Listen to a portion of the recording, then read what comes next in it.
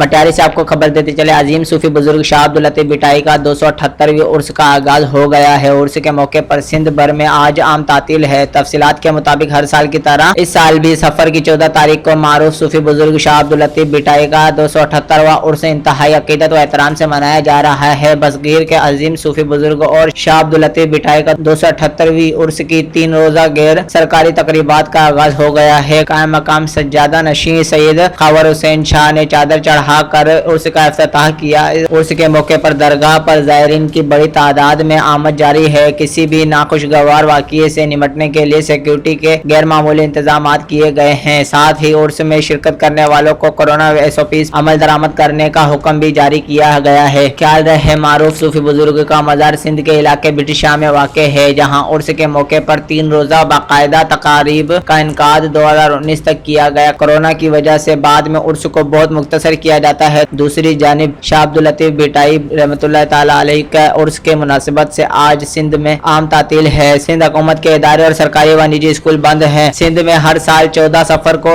हजरत शाह अब्दुल लतीफ बिटाई रहमतुल्लाह ताला अलैह के उर्स की मुनासिबत से आम तातील होती है। शाह अब्दुल लतीफ बिटाई ने 14 सफर 1165 हिजरी के मुताबिक 1752 ईस्वी में वफात पाई। आपकी वसीयत के मुताबिक आपकी बिटिशा में ही तदफीन की गई। सिंध के हुक्मरान गुलाम शाह कलवड़ ने उनका आज़िमुशान मकबरा तामीर कराया। मज़ीद खबरों और तफसीलात के लिए विजिट करें हमारी वेबसाइट www.awamiNewsHD.com।